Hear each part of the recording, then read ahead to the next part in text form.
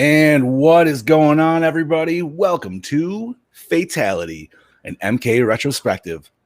I am your Fluff Master Supreme, the one that knows fucked it up again. Woo! Follow episode 8 for that fuck up as well. But I am the Fluff Master Supreme, the one who knows the combos to make Sindel scream, Mr. Big Johnny D. How's it going, everybody? Allow me to introduce my illustrious co-host. You know him as that saucy Aussie, that doppelganger kangabanga, Mr. Brody Kano Kane. How the fuck are yous? Today is May 22nd, and we are on episode 9. We're going to be talking Injustice 2 today. Yeah! The last of our games in this podcast of just... you know what? At this point, it's not even just MK retrospective. This is like a NetherRealm Studios Pretty much retrospective. But the reason we're covering Injustice, just in case you're wondering and you're catching this for the first time, hey man, we would not have Injustice if it wasn't for MK, and it still fits in beautifully. So, but before we dive into this delicious game, we have a little segment on this podcast we like to call Slice and Dice, where we talk about what we did in the real world. So Brody, brother, how have you been? I have been not too bad, Mr. Johnny D. Unfortunately, I've come down with a bit of the flu. And no, it isn't COVID. It's more so just a bit of a head cold, which is a bit of a bastard. I'm trying to push through that at the moment. But yeah, as I say, every goddamn week, just flat out at work. I did happen to buy some Blu-rays off Diabolic yesterday. One is, well, it's a Boss Man favorite, actually. It's called Mother of Tears. It's a Dario Argento film. Nice. And I am super excited to see that film. He was sending me Snapchats throughout the week of it, and I'm like, dude, this looks fucking insane. So yeah, I'm really, really keen to get that. And there was another one called, let me just get a photo up here. It's called Snake Eater. I don't know if you have ever heard of this film. It's one of those. Can't say I have, brother. Oh, dude, it looks fucking badass. Like, it's cheesy, fun, but I don't know if you can see that because my camera's been a motherfucker. Nah, probably not. It looks. I feel like I see a dude posing with a gun. Oh, dude, the post's so badass. I'll send it to you right now. You got to see this. Hell shit. Yeah, dude. What's this called? Snake Eater? It's called Snake Eater. It's a 1989 film, but it's like a real, like, grungy indie exploitation film that's like a one-man army, like he used to be in the Commando style. Yeah, it's very much. But he looks like, is it Jack Burton from Big Trouble in Little China? Holy shit, he does, dude. Yeah. He looks like a legit fucking Jack Burton. That's perfect, man. Because, catch our earlier episodes, but MK was all about that fucking movie, dude. Big Trouble in Little China. And if you, for some reason, you've never seen that shit, go check it out. But anyway, do yourself a favor. Dude, this looks, I don't know who Lorenzo Lamas is. I'm assuming it's that dude on the cover, but I love the cover, man. That's some that's art. Oh man, I think it's a German. That's a German poster. Oh yeah, see, it doesn't work on mine either. Yeah. Oh dude, no shit. Oh yeah, I watched the trailer for it because I was like, oh, this looks very interesting. And dude, the trailer is fucking nuts. Like, it's so cheesy. It's, oh my god, it's so awesome. Like I said, 80s exploitation. I'd really like to cover this on our LCE podcast in the future.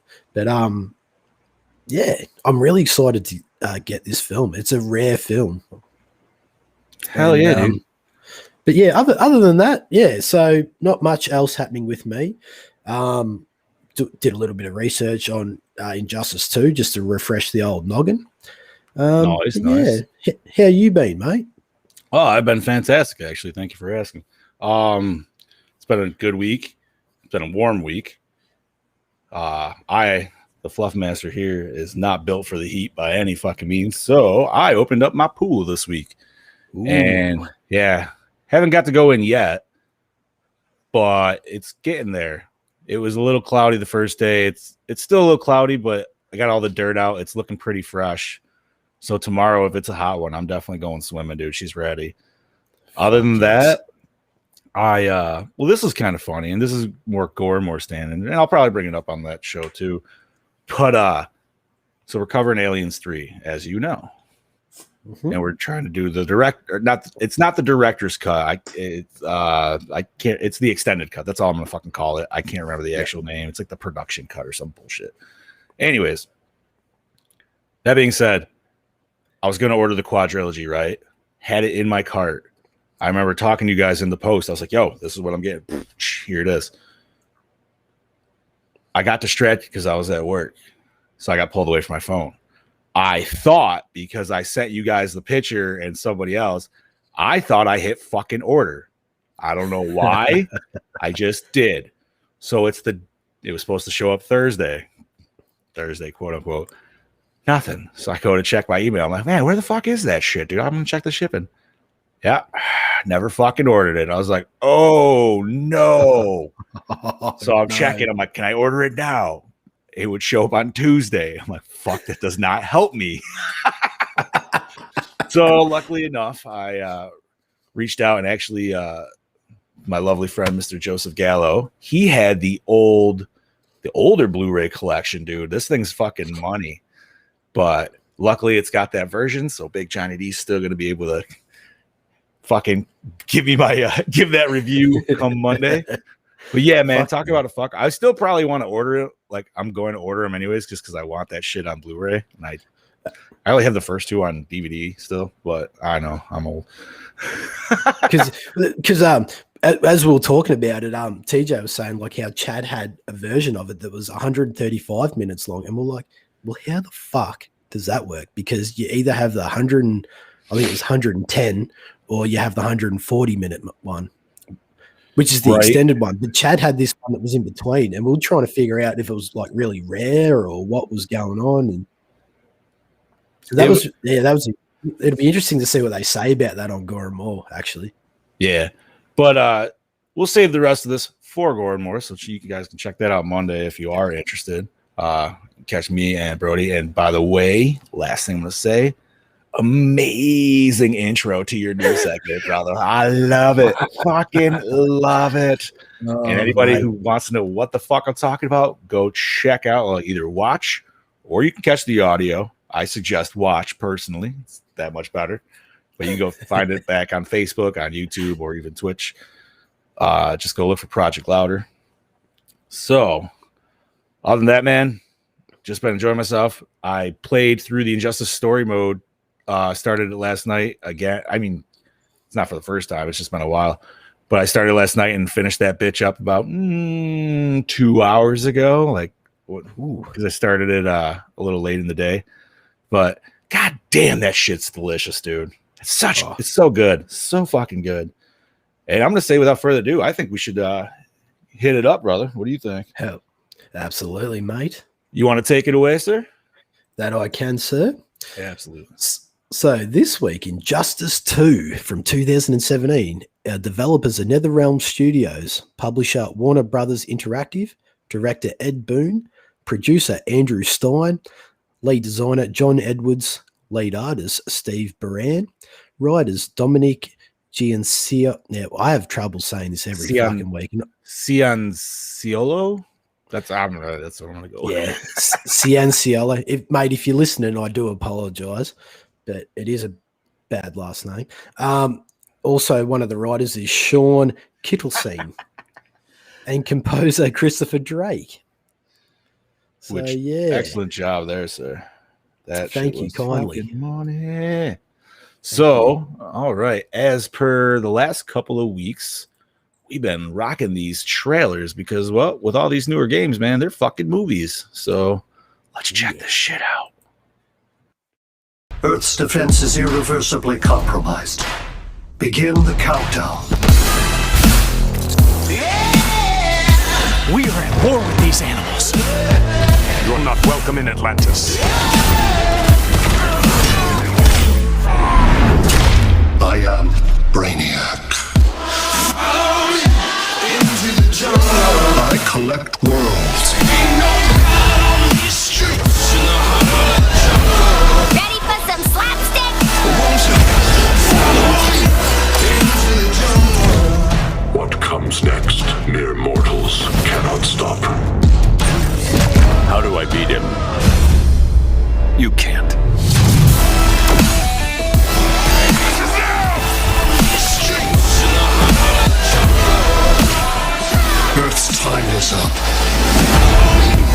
Injustice 2. Play anywhere May 16th. Rated T for teen. Yeah. That was a nice, short, sweet, to the point trailer right there. Sells me every day of the goddamn week, that's for sure. Right? I liked it, dude. It was good. The animation in this game, man, before we get into anything else, is fucking phenomenal, dude. NetherRealm Studios now this was like the first one coming out on PS4 and Xbox One, because obviously we talked last week when we talked Injustice, that was the last one that they did on the 360. But we also had MKX right before this on that, so they got to hone their craft a little bit with that and then bring it even harder with this game.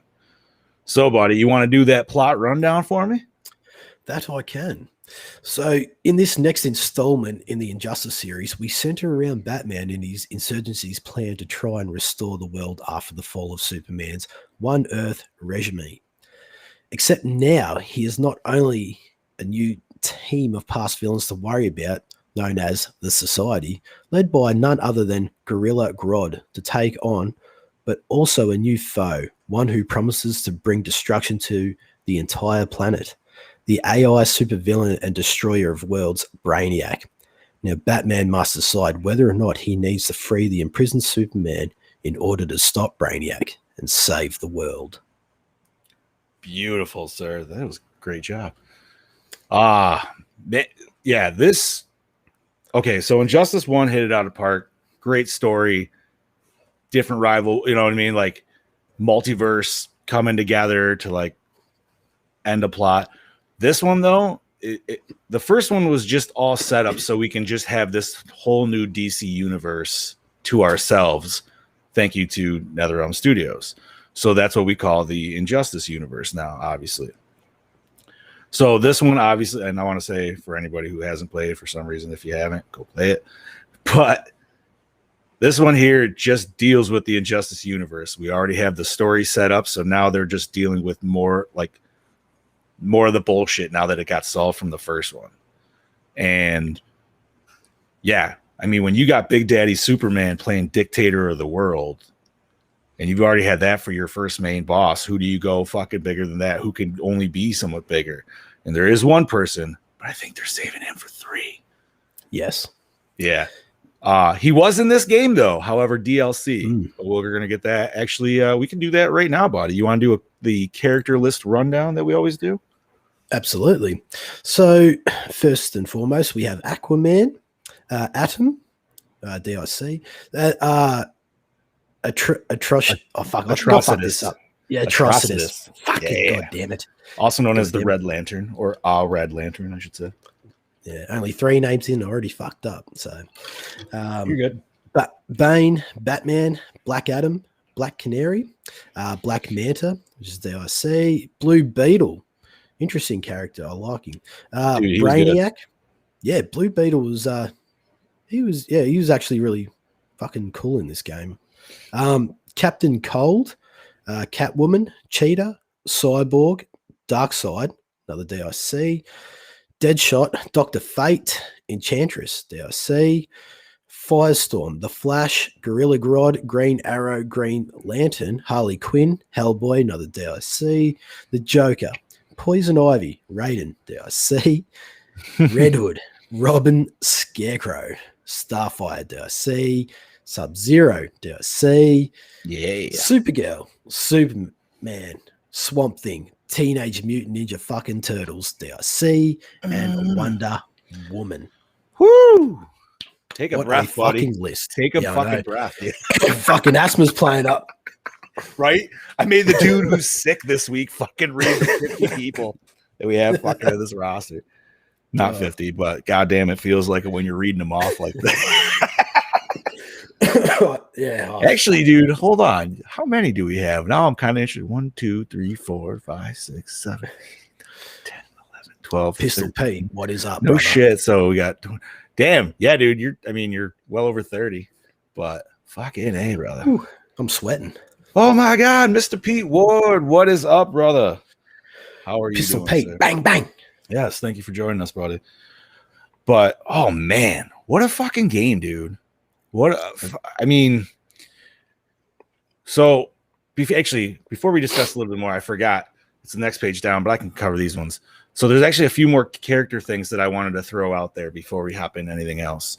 So there are other characters in this game, by the way, that you can select by you are selecting a premier skin, it's known as.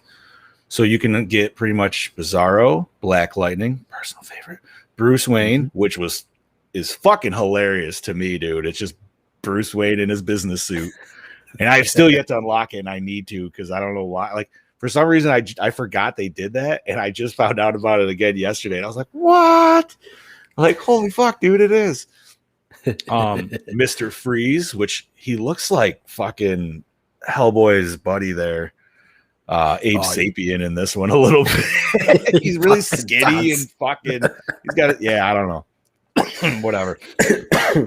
Grid, John Stewart, aka another Green Lantern, Power Girl, another Flash by the name Jay Garrick, which is the original Flash, and Vixen.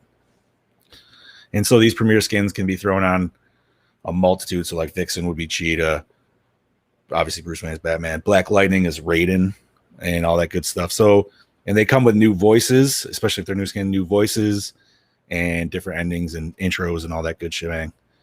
And on top of that, it's also be noted that in the mobile version of Injustice, there's actually exclusive characters in that as well. So there's like a plethora of multiverse characters like Batwoman, Captain Cold, Supergirl. So obviously like different style. But then they also brought back Martian Manhunter from the first Injustice. And here's another one that I had to mention just because I thought it was cool was Silver Banshee. I kind of wish they actually had her in the main game, but that's all right. And a few more.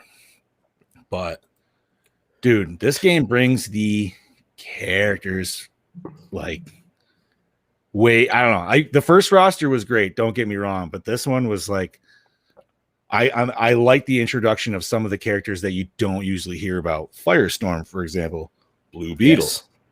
Yes. Their chapter was great, dude. I loved it. And Blue Beetle's so fucking fast, dude. He's so goddamn fast. He's the Baraka of this game, dude.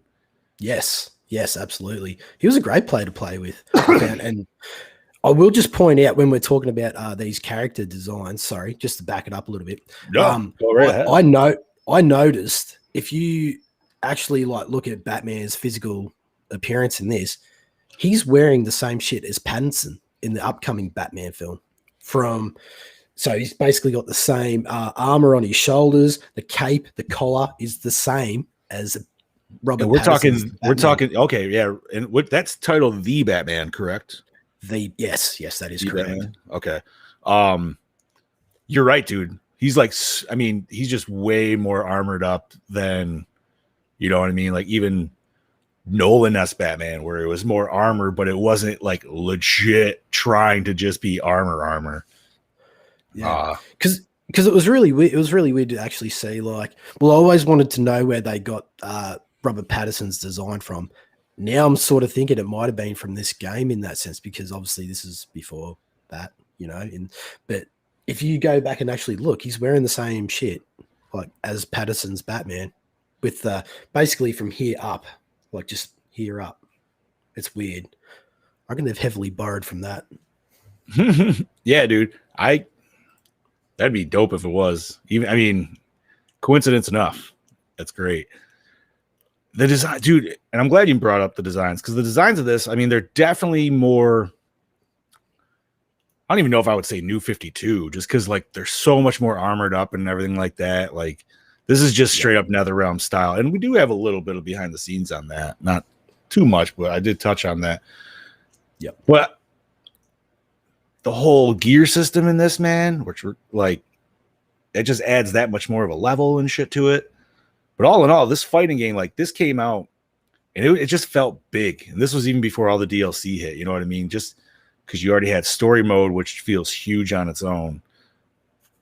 And what a graphical, like huge graphical difference in comparison to first Injustice.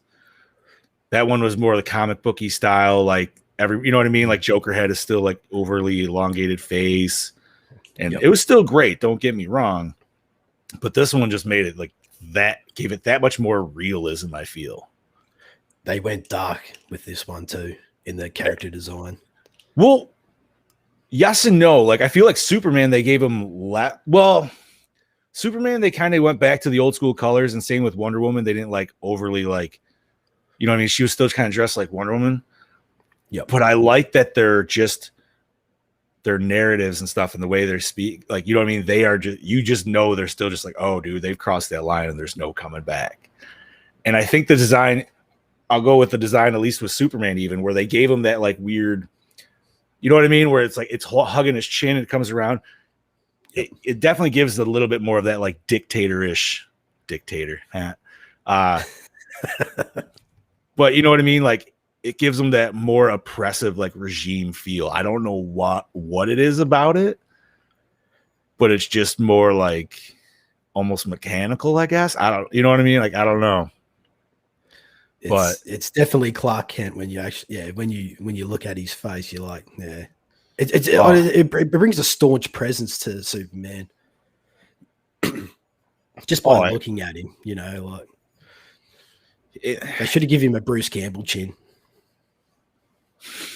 Bro, in an alternate universe somewhere, Bruce Campbell has played Superman, and that is amazing.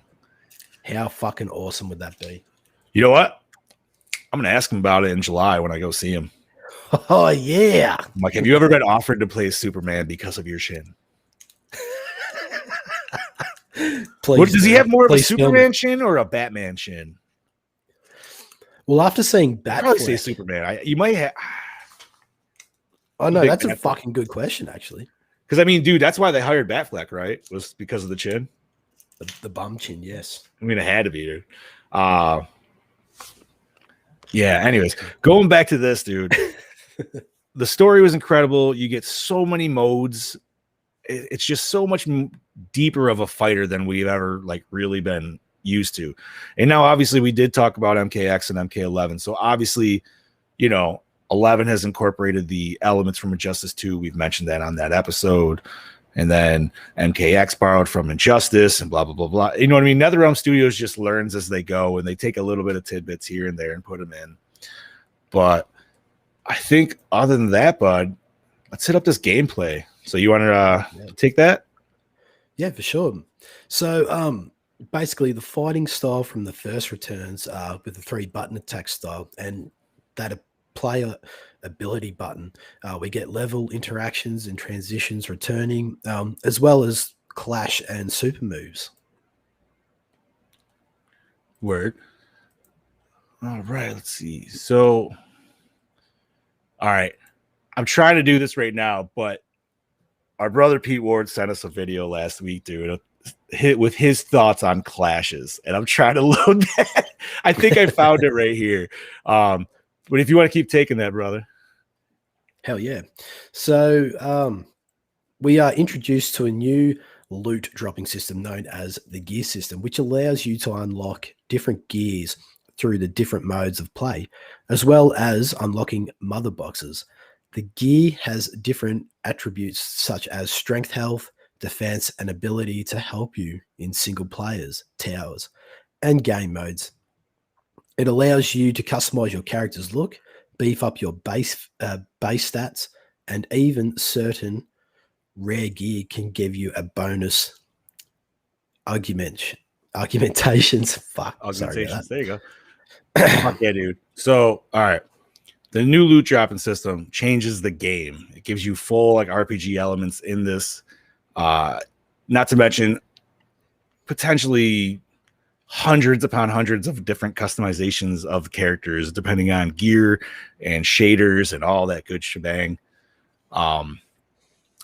But before we continue with that, going back to the clashes, I have a little video from, I wish I had it last week when we were this is when Pete sent it to us, but you know what, it's good enough for doing this week. Pete, I apologize. I hope you meant for me to put this on last week, and if you didn't, I'm sorry, but I fucking love you. So here we go. What's up, Fluff Master Supreme and fucking Brody Kano, man? I forgot your name. Sorry. I know it's Brody, but so yeah, I'm gonna talk about how much I fucking hate the class system. That shit is stupid. Like, let me tell you something. If you're getting comboed and you lost that health, that shit's gone. Goodbye. Don't fuck. What, you're telling me you can gain health back because you won a fucking argument? I fucking hate that I have to sacrifice my power meter to make sure that you don't get that fucking health. That shit is fucking stupid. I fucking hate it. It's so dumb. Like, dude, if you're getting comboed in the air, deal with it. That's your fucking problem. You can't just be like, 15% health back. Deal with it, bitch. I fucking suck. Oh, God damn it. Thank you, Mr. Pete Ward, for that. And he's right. He's fucking right, dude. Clash sucks. It's such, like, okay, dude, it can definitely help you out in a fucking, like, when you're getting fucked for sure. But it sucks when somebody activates it and you got a full fucking 4 bars and you're like, I don't want to give that shit. Like, sometimes I just take it. You know what I mean, dude? Like, I won't even give a shit. I'll take the hit. And Pete says, no way. No, man, because I want to save it to get that super, dude. Like, fuck that. I'd rather save my bars for the super. And I understand, like, I mean, unless it's one of those situations where it would fuck you. You know what I mean? Where if, like, they gain back that 30% and you're already, like, flashing low, like, okay, yeah, I'm not going to do that. But it's so fucking ridiculous, dude. And it's definitely a motherfucker. Yeah, it's definitely it's not the best. It's not the best gameplay addition to it, or not even addition, but you know what I mean, like for the game. I'm still dying from that video. That's fucking hilarious, dude. Pete fucking has it, dude. I swear to God, Pete's just got it. You know what I mean? That makes me laugh all the fucking time. Oh man. So now that we did that shit, dude. So. Going back, Brody just mentioned the gear before all this loveliness here, and like I said, man, it definitely extends it. It's you can make some weird fucking versions of these characters, and yeah, it's what do we got here, bro? You can clash from double hitting projectile from full screen. It's cancer. It's terrible, el terrible. Fucking A, dude. So let's see. But yes, the gear system, great. I got like I made a classic like Adam West Batman on mine with the old school like blue and gray like shader. That's pretty cool. Oh yeah, man. I obviously, I definitely fuck with Sub-Zero. I got a bunch of his things, and then Raiden as well. And then my TMNT boys right here. Yeah. Ooh. I got that fucking weird light reflected in it. It's shitty. But all right, let's see. Let's go back to some gameplay here. Button prop mini games actually were taken out from the story mode this time around. So if you enjoyed them from the first one, you will be sadly disappointed. They are not there. Which side note, I was thinking about it and I never mentioned it, I don't think last week, but there was a button prompt game where you are Superman and you're shooting lasers at, I believe it was Grundy. And Grundy's just picking up cars and chucking them at you. It could have been Bane too. I can't remember, but I think it was Grundy. But he's just picking fucking cars up and chucking them at you. And as Superman, you're fucking lasering these and exploding them. And I'm just like, wait a minute. And this is supposed to be good Superman too, by the way, from like our universe, quote unquote. So no killing Superman. He's blowing these cars up that Grundy's literally just grabbing off the highway and fucking chucking at him. And I'm like, I'm pretty sure, dude, we just blew up like 100 people. If there was like some families in there and shit like that, like you count, like, fuck, dude. Not only can we not show blood in this game, but we can blow up families. Oh yeah, I mean, dude, listen. If they went just that much more to where like they showed like breakage and stuff like that, there's so much shit in this game that would fucking kill you. Like, it's just we don't have it kill you is what it is. In the first one, we had the explanation of the super pills. Yes. But they didn't really go into that this one. I figured maybe it's just because like everybody still has them potentially. But this one kind of goes also back and forth. Pete's on fire today. Fucking hell. Yeah. I agree. Right. So, okay. So, yeah, once again, button prompts are gone. However, what is different in this game is there's sections or chapters, I should say, that allow you to choose from 2 heroes. So, case in point, we already mentioned Firestorm and Blue Beetle. There's one where there's it's obviously Green Arrow and Black Canary. That's like the first one you get off the bat. And this adds obviously replayability to the game. So, you play as, I can't speak for you, but I alternated. I always did one to other, because usually it was like 4 battles. Yep. So then, next time you want to play story mode, you just try to fucking go opposite. And then I think sometimes they'd actually get an achievement if you did it all. I couldn't remember that one or not. What do we got next there, buddy? So we got micro transitions. Microtransactions. Oh, sorry. Fuck. No, you're fine. I should put my glasses on, actually. I might do that. I do There you go. apologize. Hey, I can see. Are added into the game. Clark Kent over here. Allowing you to purchase source crystals, which allow you to buy shaders and cosmetics for your characters, as well as premier skins. Source crystals also allow you to transform gear, applying the look of one piece over another piece stats, and can also level up characters. Ooh. So Interesting. I don't know about you. I hate microtransactions personally. Like at least with this shit, it's just cosmetics and stuff. You know what I mean? So it doesn't affect you like fighting online or anything like that. And the online fighting, as well as like you can take off the competitive shit too right off the bat, which is nice too. So it's not always just that. It's just pure cosmetics. You make your Batman look cool, or whatever character, Scarecrow. Yes. Fucking Scarecrow is so sick in this game, dude. But if you want to earn source crystals, dude, you definitely got to grind, and you got to grind fucking hard. Like you can play through the story mode, and I think every time you win a battle, you get like, I don't know, a couple of them. I think I played through the whole story mode, and it gave me like 200 total. Fuck. So yeah, and a premier skin, for example, costs 6,000. So it's like, fuck, dude. Holy fuck. Right. So it's like, if you go and want to buy all them skins, as I said, like that we mentioned earlier and shit for the premieres, or even shaders cost like 40, 50, or no, 4,000. But yeah, man, you got to do some hardcore grinding, or you can, fucking ka-ching on that fucking credit card. Like, it makes you not want to fucking play. Like when you think about it, play for these skins. I mean, that's ridiculous. It's not too. I like the grind, so it doesn't bother me. But it is a grind. I'm not gonna say it's not. That's for sure. That's bulk hours. I think it hurts even more knowing you can get it easily enough by just paying for it. Yes. But I'm like, I don't want to pay for skins. Like I already paid for the extra characters, so I was like, I'm good. Absolutely. So what else we got, brother? We get a new multiverse mode, like the Living Towers in MKX, allowing you to play through ever-changing parallel worlds and tackle towers that give opponents various handicaps, buffs, stipulations, and goals.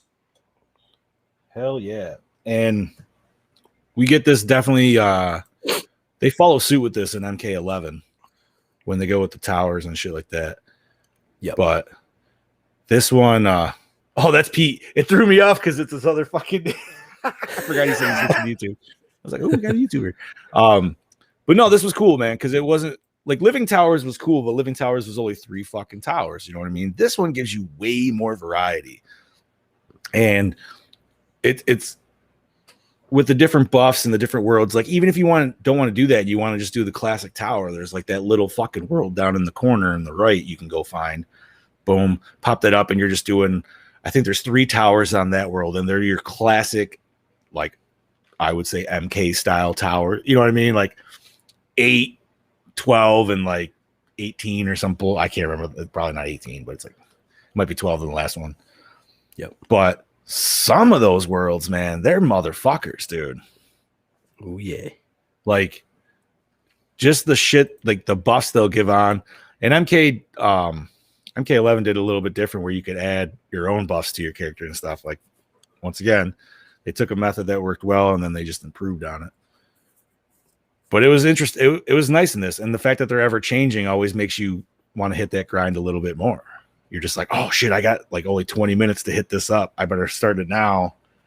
You know what I mean? And see, because I never really played with those outer world things on this game. So did you get paid a lot more for the difficult levels in? Yeah, I mean, you can make way more. You can make more bank the more like the harder ones you play and stuff like that. And then obviously you could potentially get better gear or bigger mother boxes because there's like the 3 color tiers of mother boxes. There's like standard, silver, and gold. I believe it is. I apologize if I'm wrong. But yeah, obviously you can get like more gold boxes and all that other good shebang. Which, dude, that shit right there.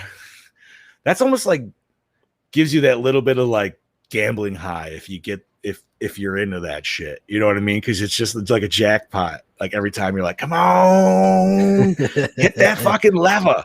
And especially like if you almost forget you have them, which a lot of times I was guilty of doing. I would have a fucking plethora of them. So I would just be sitting there for like 20 minutes fucking opening mother boxes. And it's like, God damn, dude. Like, I wish there was just like a massive. I think they did add that in an update. I think that you can like open them all now, but at one point you couldn't. You had to go through them all singly. So nice. All right, and the last one of the gameplay we have is online multiplayer. Also has an option now to form online guides, guilds. Guilds with up to 50 people total, who can work together on daily and weekly objectives and even share gear. Yeah. So I didn't fuck with this too much. I do have my own guild. It was me and a couple of buddies. I think we called it Fat for Life or something like that. All the chunky boys. And but I'm like the only one who still kind of plays it. I should see what Pete's then, dude. I should hop in his or something. I'm sure he's got one fucking that spanks. And I'm sure the game's a little bit older, but I'm sure they're still going pretty good, dude. Because like online multiplayer is still well, you know what I mean? It's still the last Injustice, so she's still going pretty hard. Hell yeah. But yeah, there wasn't too much different in this gameplay wise. Shit, even some of the characters are literally like full on move rips right from the first one, which is fine. Yep. I kind of wish they gave everybody at least a new move or two, like every MK does. Like okay, case in point, any MK, like if you played it, you can go into the next one and you could play the character of choice, right? Yes. So like your Sub-Zero, you could play Sub-Zero the next, but that doesn't mean the fact that they don't change him up and give him some different move sets and shit. You know what I mean? This game here, like Green Arrow, is literally like right from fucking Injustice 1. Same with Batman. Yep. Designs have changed a little bit. And obviously they have different abilities now that you can unlock and add to your character and stuff. So depending on what you can unlock, you might get a little extra. So like Batman, case in point, he's got his parry attacks with his cape. Well, you can get a extra ability that you can actually amplify that with a burner. So you can make it that, yeah. So different. You can change them up a little bit, but I hope for the third one that they kind of change up the move sets, like not all the way, but just give them a couple new ones, maybe take a couple out. Yep. Just give it a little bit more, because that's why I liked actually more of the newer characters in this game, because they were something different to play as. Yes. Once again, people, dude, Scarecrow, fucking great. Poison Ivy, awesome, with a weird fucking little Yoshi fucking monster that comes out of the fucking. I love using it, hate fucking fighting against it, because if you don't have a fucking projectile that hit her ass, that fucker will just sit there spitting and spitting and spitting, and you just can't jump over it, or unless you got to teleport. That's the only other way. Like it's a fucking kick in the dick, dude. It's a catch-22. Oh man, so let's do a little behind the scenes here, brother. Hell yes. I think this. Sorry. Yeah, you can take that. Okay. NetherRealm Studios wanted to do something obviously a little different this time around. Quote, something unexpected and long-term, unquote, giving players a more like personalized experience, thus the creation of the gear system. According to producer Adam Urbano, the idea of having a fighting game with RPG elements have actually been floating around since before the fall of Midway. Yeah. And I like it, dude. Like, it's at first, it's definitely a little like standoffish. I'm not gonna lie. Because it's sometimes like you're just like, whoa, this is a lot for a fighter. What's going on here? But after the fact, I feel like once you kind of get to really dive into it, dude, it definitely adds just that much fucking, you know what I mean? Like that much more to munch on. Oh, absolutely. Makes you want to pick up that fucking controller and never put it down. Right. I'll probably be playing a little bit. I might be playing a little bit after we even end tonight, dude, just because I'm still on that fucking. I got that grind itch going, you know what I mean? Hell yeah. You want to take that next one, bro? For sure. So once again, NetherRealm worked with DC Comics during the development of the game. And just like the first one, they were giving a wide range of freedoms while designing the costumes. So while DC did have to have final approval, it was said by designer John Edwards that they rarely rejected them. Yeah, you don't have to worry about that, LD. That was my bad. I was like, what's going on? Yeah, don't worry about that. Whoops, I tried to delete. But yeah, so, okay. We talked about the costume design a little earlier, and I like a lot of them. Some of them are kind of fucking weird. Yes. That's just my opinion.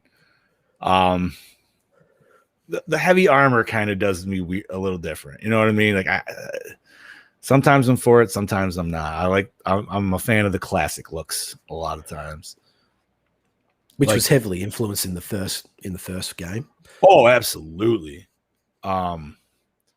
But this one with just the whole gear aspect, like now everybody's got like full face helmets and shit, dude. Like it's cool. It's just you know, sometimes you're just like, whoa, it's kind of jarring. Like that's the Flash, blue and a full face. You know what I mean? Like he looks like fucking. Or the fucking Joker. I mean, they try to make him look like a normal person or what? Like I did not like his design in this at all. Atrocious. I don't know. They definitely went with the weird like. They almost made him look like emo or something, dude. And I don't know if it was also to like tie in with Suicide Squad's like Jared Leto Joker a little bit or something. Yeah, we're not going to go down that route. Yeah, no. I honestly thought how what's that, boy? Yeah, no, I honestly thought he was about to sing me some like Under Oath or Sayasin song, like just an emo fucking song. I was like, I should have laughed, dude. I love emo shit, but at the same time, like, I don't know, man. It's just so weird, dude, with that like that partially shaved head and like the that comb over style look. Because like, I don't know, I'm used to more classic like Injustice 1, like you mentioned. But I mean, obviously, you know that's why you got the gear system. You could try to tweak them around. Like I think his look in MK11 is a little better because it's a little bit more of the classic. But absolutely, that's just me. Let's see, what else we got there, brother? Yeah, so with the success of guest characters in MK9 and X, Boone wanted to add some third-party comic characters, thus the inclusion of Hellboy and Teenage Mutant Ninja Turtles. Yeah. On top of that, Scorpion was the biggest selling single DIC in the first Injustice, which allowed for Sub-Zero and Raiden to also join this roster. Yes. Awesome. So, okay, my take on it is I feel like they could have just given us one MK character instead of two. Yeah, personally, and then that way they could have gave us more DLC. Like they should have been DC DLC, and there was like Adam and all that other stuff. But it's like, dude, there's so many more DLC like DC characters that you could utilize. But that being said, well, obviously I love having our boy Sub-Zero in there. With Raiden, I always use the Black Lightning skin. Because at least it's a DC character, and I'm just like, yo, dude, like, and he fights nasty. The only thing that's goofy is instead of the dragon at the end when he wins, like Raiden does, he's got this like giant fucking fist, electric fist. So he's got a little Green Lantern envy going on, I believe, or something. I'm not sure. It was interesting. I don't know, but yeah, it's loved Hellboy, and obviously this isn't like Ron Perlman Hellboy. This is actually like comic book Hellboy, and I know our brother Pete Ward did not like the TMNT edition, but personally, I fucking loved it. And yes, I did, Joe Day. Yes, I fucking did. Mr. Joe Day said I slapped his ass around with Black Lightning last night, and yeah, Joe has helped me prep for this game. Why does it say I'm TJ Bowser? What is going on? Oh, because I'm in the host thing, and it's probably set up to his name. Let's go back to this. Anyways, for you audio people, don't worry about that. You didn't see shit. You didn't hear shit. Fucking ridiculous, dude. But no, they're great. Sub-Zero fucking just fights nasty as fuck. And he's a badass motherfucker in this game. Something that I've talked about with other people before, Pete namely, but if you play Sub-Zero and you win, his winning little like movie there or whatever, he straight up performs his fatality. Fuck, I didn't even know that. Yeah. So whether it's the actual like person who just lost or if it's like the cameraman, but he reaches in like this and you hear the freeze and you see the bottom of the screen freeze up a little bit.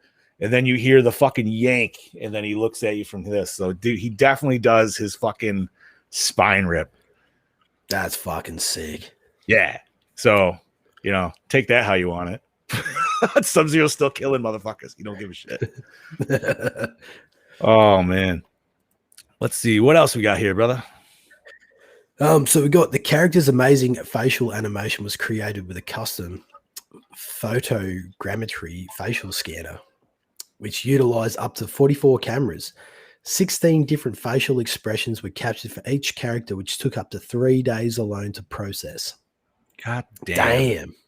Dude, and there's so much more on the actual like facial animation shit on this. Like I could have loaded up a couple videos, but the problem is we would have been sitting here watching these 10-minute videos, and while that would have been okay, probably would have sucked for any of the audio. You know what I mean? But no, man, they got so crazy, so they did that, which I believe I read, but when this was done at NetherRealm Studios, all their rooms are Mortal Kombat themed. And so I believed this camera room was known as the Flesh Pits. So, which is kind of fun. I was like, yeah, that's awesome. That's pretty cool. So they did the 16 shots, and then they came up with these rigs that these people would wear on their heads. And then that had another like up-team cameras. I can't remember, but they all had they had like 3 different millimeter lenses on it to get like the way they mocap their faces and shit. Dude, it's fucking insane. Like the behind the scenes of this shit just for that alone, I was impressed with. But I actually got kind of a deep rabbit hole on that when I was researching. So there is actually like a video, like you can see this. Oh yeah, dude, I can send that to you after the fact, and I could probably I'd love to see that. Yeah, it was quite interesting actually. I'm glad I caught that. But like I said, we would have been watching it like a 10-minute video on that shit too. I fucking uploaded on here. But yeah, so we're not let's going to go see. Snyder today. No. So in 2018, dude, this was awesome. I found this out today, and I'm going to go on the hunt for this shit as well. But in 2018, the game crossed over with Mattel's Master of the Universe comic. Oh, yes. So the comic actually follows the game's Superman style or Superman sides ending, and the comic series received 6 issues. So if you beat the game as Superman, or if you didn't, spoilers, Superman, he not combines, that's the wrong word, but he almost like fuses even, I can't remember. He accepts like Brainiac's ship. He's essentially kind of almost become one with it. And he's got some new digs on, and they're all very Brainiac with the purple lights and everything like that. And then Batman comes in, and then Batman's under his control with all the Brainiac tech all over him. Ooh. So in what I'm assuming the comics, which I haven't read, but just from the covers are alone and stuff like that, I got to find it. I'm assuming Superman must go out on, he must go to other worlds to try to like take his dictatorship to. Is my guess. But it definitely showed him and He-Man fucking like holding each other's like hands, like fisticuff style, dude, which made me start thinking. I was like, wait a minute. I know He-Man was always strong, but he's supposed to be as strong as Superman? Yeah. That's interesting. Right? Like, that opens a lot of questions in comparison to like He-Man characters and their strengths and their attributes. Maybe He-Man is secretly magical. Well, he would be. You're right. I mean, the Sword of Omens, I would say it's magic. So yeah, maybe maybe that gives him the edge up on Superman there. Or his planet's made of was it kryptonite or some shit? I don't know. I'm just no, you're fine. Theories. Hey man, I mean, even in this game alone, dude, it was awesome. Like that, I'm glad they included Firestorm for that reason, because like Firestorm can like, he literally made fucking kryptonite, dude. You know what I mean? That's fucking badass. And even Batman made him his gold kryptonite knife that like even Bat said to Superman at the end, he's like, if you get stabbed with this too much, you'll lose your powers indefinitely. Like, which is like, oh fuck, dude. So even though like kryptonite's not, even though it's a scarce source, the fact that Firestorm can generate it at will. But maybe it's, I don't know, maybe Master of the Universe has like a red sun on it, so Superman isn't like, his powers are super weakened, or maybe it is just the magic. Honestly, it's by the power of fucking Grayskull, bud. And do you want to take our last behind the scenes there, brother? Sure thing. So a few MK references in the game are at the Brainiac's army. Are equipped with spears that eject out of their hand, clearly referencing to Ed Boon's favorite character, and pretty much nearly everyone's favorite character, Scorpion, as well as in the chapter featuring Cyborg and Catwoman, when the code word to shut down the security measure of Cyborg, or for Cyborg, was LK4D4, which was the model name for Cyrax. Mm-hmm. Nice little Easter eggs. Yeah, right. And you know what? That LD one, I actually only noticed just because I was playing through today, and I was just like, I remember seeing it before, but I always kind of forget about it. But yeah, it's when they're in the Batcave, and Cyborg brings back online Brother Eye. Then it notices Cyborg's in it, so it freaks out, and yeah, so that's the code word that Catwoman has to say to shut it down. I was just like, that's fucking awesome. That is pretty cool. I mean, it's NetherRealm. They got to put that shit in a little bit here and there. Obviously, the Scorpion one was super nail on the head. You know what I mean? Or on the nose, I should say. They didn't even. But I thought it was kind of funny, and I don't know if it was like in particular, but it also reminded me of obviously the movie, because it actually just comes straight out of the fucking hand. Yes. So, but fucking bunch of Scorpion robots. It's pretty bad or awesome. All righty. So I think that brings us to our questions, brother. Ooh, look out. Here we go. Yeah. So first time you played it, and what did you play it on, brother? Well, I played it back in 2017 when it was released on a PS4 at a mate's house. I completely forgot about this game coming out, and I had just happened to be around his place one day. He's like, "Oh, dude, I've got this new game. Do you want to play it?" So I'm like, yeah, of course I want to fucking play it, obviously. So I obviously went in guns blazing. As soon as I saw Scarecrow, I was like, oh, fuck, I'm sold. And actually, I can hear the boss man now saying no fucking surprises there. But yeah, and I remember just getting my ass handed to me, something fierce. He was just smashing me left, right, and center all over the screen, which will lead me to sort of intervene and come full circle with my favorite character. So yeah, it was obviously, yeah, it was a good game. I fucking love this game. And I really wish I had played it more. But yeah, that was the first time I played it. What about yourself, mate? Well, I'm gonna be right there with you, brother. I played it when it first dropped. I pre-ordered that shit for my Xbox, and yeah, man, since day one, and I think I might actually bought the Uber edition because I was like, well, I know I'm already gonna get the DLC regardless, so fuck it, I'll just get it down for when it drops. So that would have been, what, April 16th, 2018, I believe it was. We'll just say 2018 when it dropped. Or 2017. Why do I keep saying 2018? Jesus fuck. But yeah, so I played on Xbox. Never played it on PlayStation, and I was almost going to get it again on. I'm sorry. I did download it also on PC because right now it's on Game Pass. If you got Game Pass, so I don't know why I was like, I got it all on fucking Xbox since I'll come backwards. But so let's see. Oh, favorite character, hero, and villain. Well, so for my hero, this was tough. And I don't know if I can sort of cheat a little bit and say an anti-hero. Maybe not. I don't know. Am I allowed to say an anti-hero? No, that's fine. Because you know what?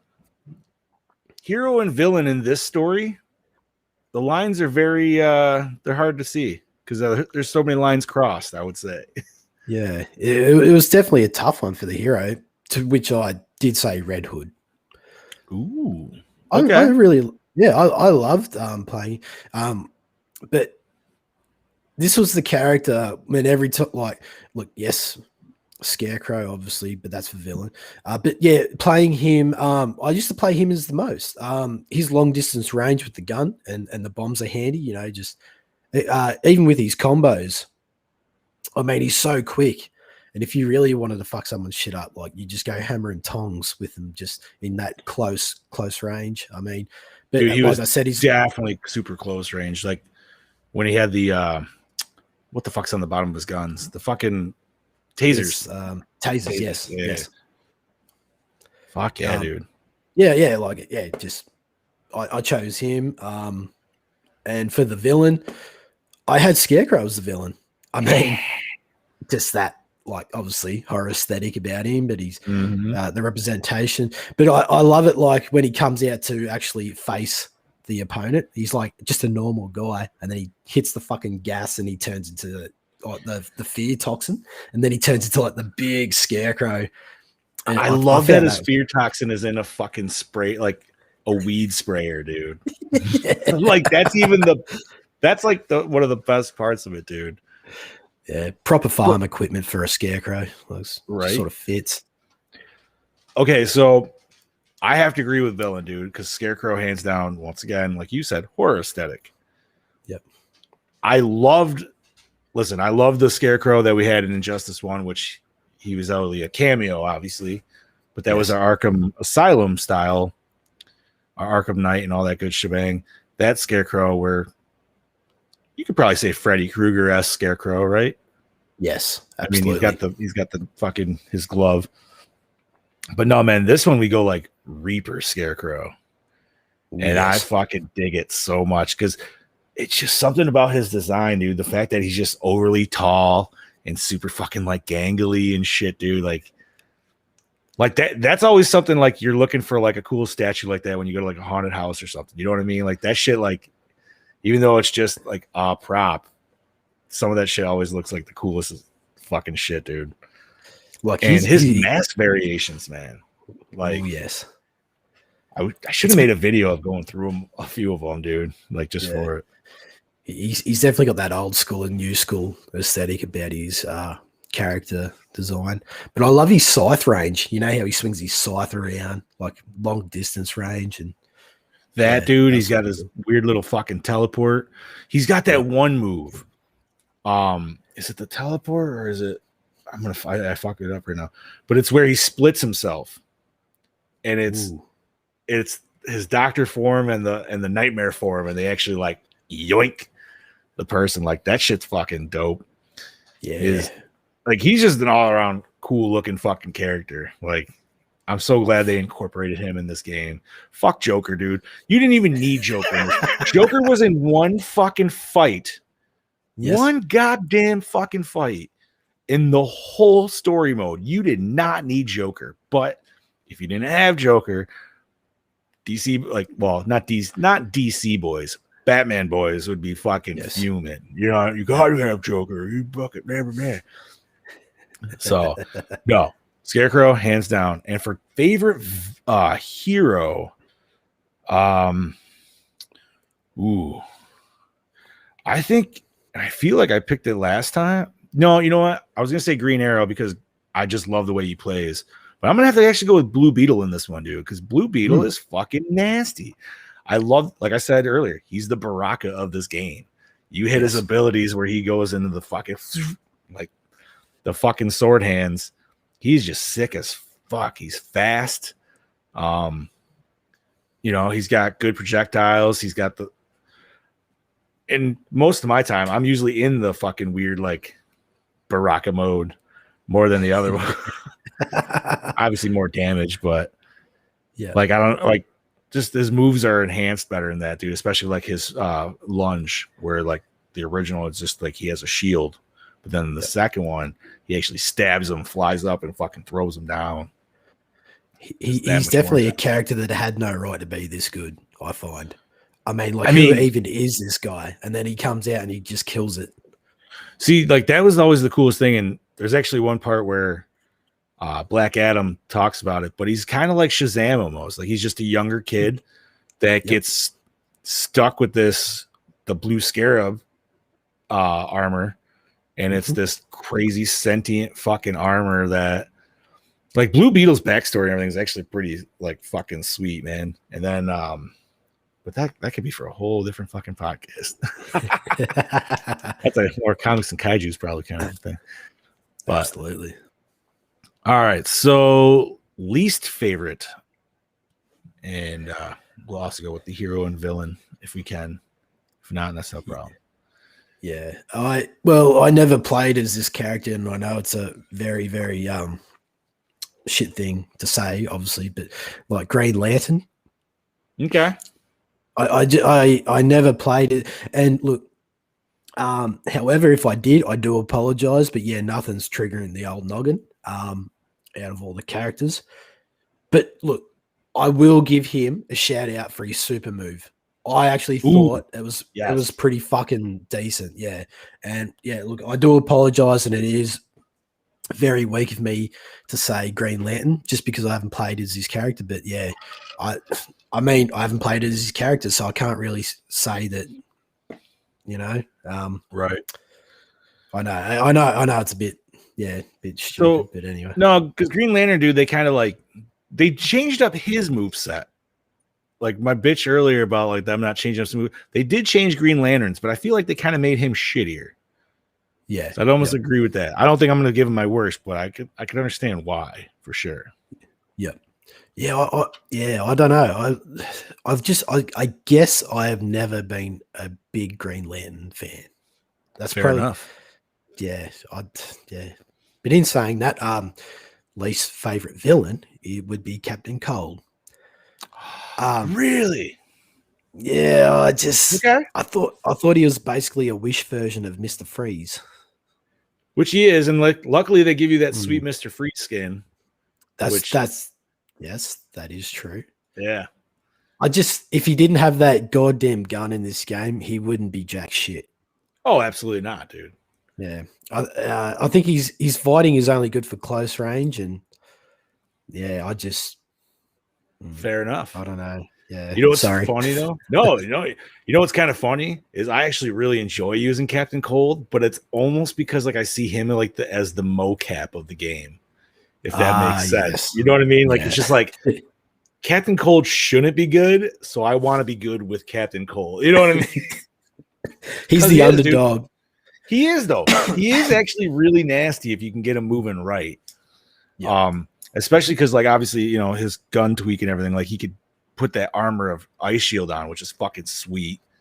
And him in a Sub-Zero match, that's a good match right there, dude. Yeah, that would be sick.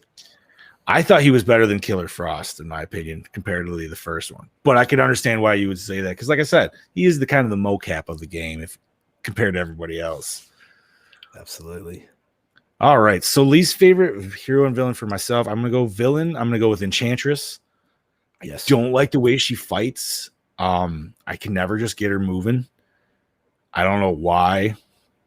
Her special and everything is cool and shit.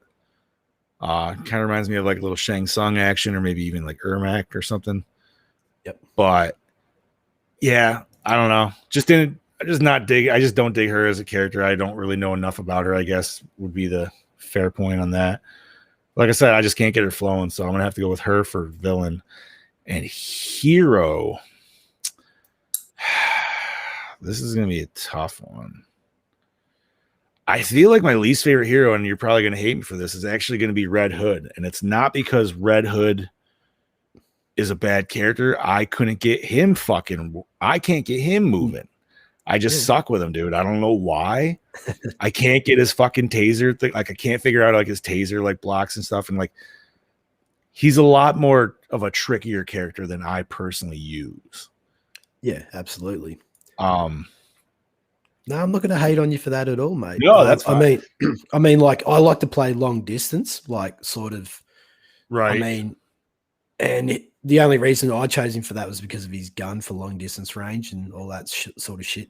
But yeah, I can understand. It all depends on, like, I mean, if you like to play up close, fucking. Oh yeah, dude. I'm just not good with it. Dude, I wish I was. Because, like, Red Hood's an awesome fucking character, dude. You know what I mean? Like, he's just nasty. What's up, Jensen Ackles? Right? Fucking voiced a great Red Hood. So let's see. Favorite level, sir? Well, see, I vaguely remember this level. And like I was saying before the show, I had to actually describe it. Describe away, buddy. Yeah, look, I do apologize, but however, it was like you're on the street and you knock someone into a van that blew up, sending them into the cinema, and then they ended up into like an old apartment or a rooftop. Oh, yeah. So that's Gotham Streets. Gotham Streets. Fuck. Yep. I mean, how did I not know that? But that I found that to be like really cool, just that layout. And then when you smack your opponent into that van, blows up, you go through the cinema, then you end up on the fucking rooftop or apartment, wherever it is. I found that to be really cool. It reminded me of Batman Returns. Just that rooftop bit sort of set it all off. But yeah, I really enjoyed that level. All right, really cool, gothic. No, that was a good one. And not to mention, if you're a heavy character like Superman or Bane, you can go to that other side and grab a fucking police car and smash it on a motherfucker. Yeah. I'm gonna say favorite level for myself, dude, is actually one without transitions, but I just love the design of the level itself, and that would be Slaughter Swamp. Ooh. Something about hitting a motherfucker with a crocodile is just great to me. Killer Croc. Right? It's just, who is in this game, by the way?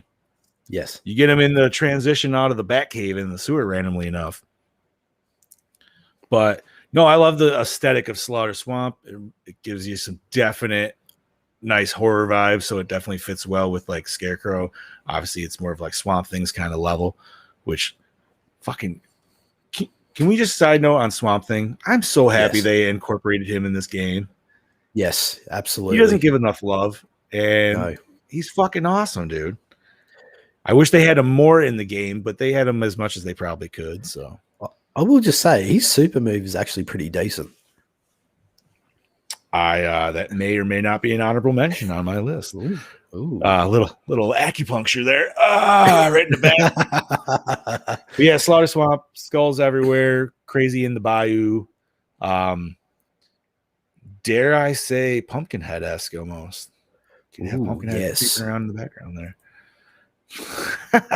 Fucking A. So going from favorite level transition, sir. I mean, there was fucking so many. Like, I mean, yeah, there were so many good ones in this game, and it was really hard to pick which one. So I had to give it to Aquaman. I really enjoyed Aquaman. So I thought it was really fucking cool. Also, I got to give a shout out to, like I said, Swamp Thing. Even I really enjoyed the Flash, at least. Oh wait, are you talking the super moves? Oh, sorry. Yes. Oh no, you're fine. Yeah. Did you have? I know the level transition one. That was one that Brody and I talked about right before the show a little bit. Did you remember? Did you have any of those? If not, that's not a big deal. We can fucking skip that shit, dude. Oh, so yeah, sorry. Shit. Favorite level transition was in Aquaman's lair. I will say that. That Oh, was in Atlantis. yes. That's what I thought you said when you said Aquaman at first, because I had the same thing, dude. But I'm gonna let you Oh. take that away. Why was that your favorite? Fuck, my bad. So yeah, I just really loved it. Cause you get a little bit of is it black Manta in that in there as well. Yeah, you That get was Black pretty cool. Mana and that weird like Kraken fucking thing that bites you That for was a cool. second, and Yeah. It's pretty fucking brutal. You go through that pipe and then you get all cut up through that fan, and I don't know. There was just something about it that I really enjoyed. And I like the layout. I thought it was pretty cool that you're like playing in this little dome under the water. Yeah, like you said, sea creatures, that horror aesthetic about it again. Yeah, I found it to be a cool layout.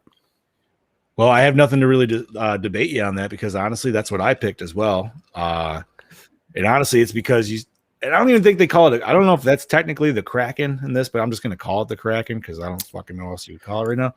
Yep. But I like that you see him like peeking through the dome when you're fighting anyways. But then they pull him actually into the level transition, which is great. But he's on that weird fucking chain, so he could only bite you for so long, spit you out. Black Manta's just randomly there to fucking hit you like a home fucking run, like just whap right back in there, like just for the fuck of it. It's like, what? Was he waiting out there the whole time just to fucking smack somebody? But yeah, I would have to say that was the best like transition of the game for sure. Absolutely. Alrighty, so on to the other question that I know Brody was definitely ready to talk about. Favorite super move, sir? Sorry, yeah, kind of fucking. No, you're jumped fine, the gun brother. there. But yeah, as I was saying before, Aquaman, I've got to give it to him. Special shout out, obviously, to Swamp Thing and the Flash. I thought their super moves were really cool. But yeah, Aquaman, I will just describe it for you, for the listeners. So it's basically he stabs you in the torso with a trident, followed by an underwater layout that washes over the screen. He then proceeds to take you to the surface where he slashes you until a giant sea creature chomps on you, dragging you to the bottom of the ocean. And to put the icing on the cake, Aquaman flies down to not just to stab you again.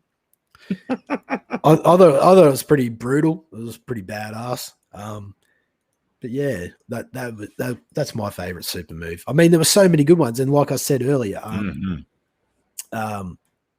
fucking what was it? Green Lantern. Green Lantern. Dude, his robot. Staunch. Yeah, that was cool.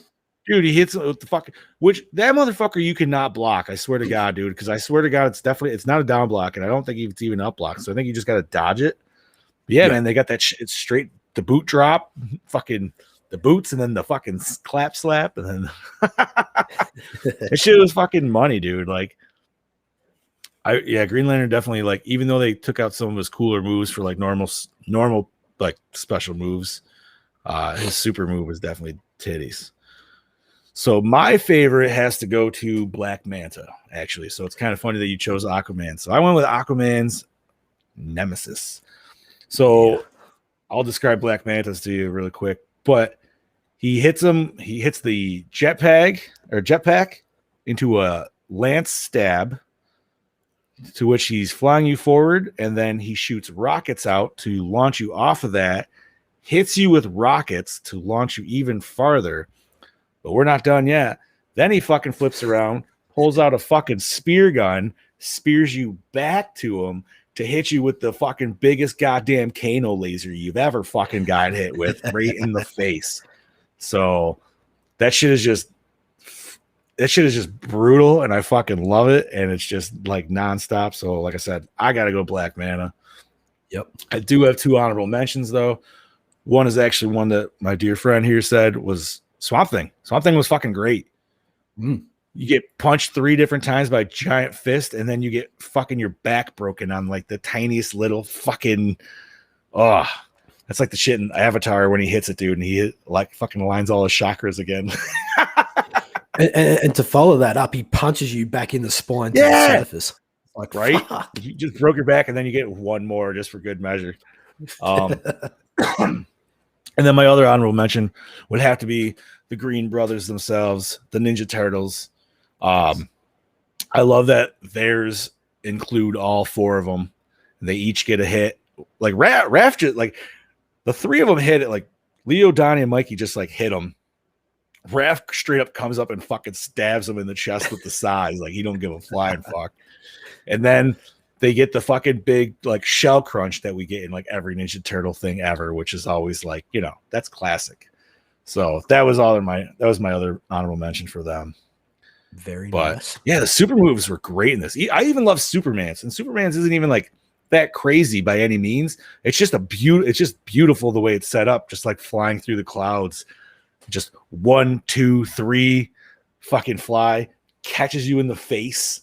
I think that's like my favorite part, dude. It's just face catch and then fucking just run you down to the ground. Like shit's fucking phenomenal. So, final thoughts on Injustice 2, brother. Well, I from what I recall, remembering this game, fucking fantastic game. Definitely a step up from the first one. Like we just talked about, all the super moves are pretty much great. It was really rare that I could find, even in the characters, in that sense of playing the characters, it was really hard to find one that I didn't really like at all. I think they all were great. It was just, yeah, they've definitely gone back to the drawing board with this game and just gone like turned it up a notch and just be like made it very entertaining. Yeah, like I said, I need to go back and actually revisit this game as well. Overall, fantastic fucking game. Hell yeah, dude. I have to say the same thing. This took the first Injustice and definitely like turned it up again. The graphics overhaul is fucking phenomenal, and graphics don't make a game. Anybody who actually likes to play games will tell you, dude, the graphics don't make the game, but they help. And even if you only play story mode, even if you don't want to play through the towers, if you just play story mode, or even fucking go watch it, you can go watch the whole cutscenes on YouTube, man, like all 3 hours of them. It's a fucking great animated movie, dude. Honest to God, like the fighting on this is just that much more of a bonus. But like my wife and kid were watching me play it just because my daughter's like, oh, this is just a movie, and I'm like, yeah, pretty much fucking is. Other than that, the gear system was great. Like I said, it was a lot at first, but I feel like once you take your time and really read through the stuff, it's a great inclusion to it. I think they did a great job. I think NetherRealm really learns from their mistakes, and you know what I mean? Like you could see that, and just from the shift from the first one to this one, and how much more longevity you could put into a game by doing something like that. I mean, if they never even wanted to come out with a third one, which obviously newer systems are out, so they're going to, but if they didn't want to, man, they could have just kept dropping fucking DLC packs for this, man, with more DC characters all up and down. I would have bought them. I wouldn't have thought twice about it. Fucking Give me 100 characters, dude. That's a fucking right there. That's a fighter. But other than that, man, great game. I suggest highly, if you haven't played it in a long time, do yourself a favor, dust that shit off, go back and enjoy it. So without further ado, what do we got for next week, brother? Ooh, we've got a fucking doozy for y'all, and that is our review on Mortal Kombat from 1995, the movie. Mm-hmm. So it's So going to be a doozy. yes, as exciting as that is at the same time, I'm going to say something a little sad, but we mentioned it before this podcast. It was supposed to be just a little mini series right off the bat. We're going to go double what we actually expected to go, which is quite all right with us. And that doesn't mean it could necessarily end there, but we got the next episode, like Brody just said, we're going to do 95's Mortal Kombat. The episode after that, we're going to do 97's Mortal Kombat Annihilation. And then we're going to do a third. We got one more episode after that, which will be kind of a overhaul of anything else MK, and probably what do we want to say, like an afterthoughts of the podcast in itself. Pretty much a retrospect in that sense. There you go. Thank you, buddy. Good way. So yeah. So look forward to the next couple episodes, and all I got to say is thank you for tuning in. Thank you for listening. I think that's pretty much it, buddy. Yep. It sounds, All right. sounds good to me, mate. So I am your Fluff Master Supreme, Mr. Big Johnny D, saying see you later, everybody. And this is your DKB all the way from down under saying sayonara, bitches. Catch you next week.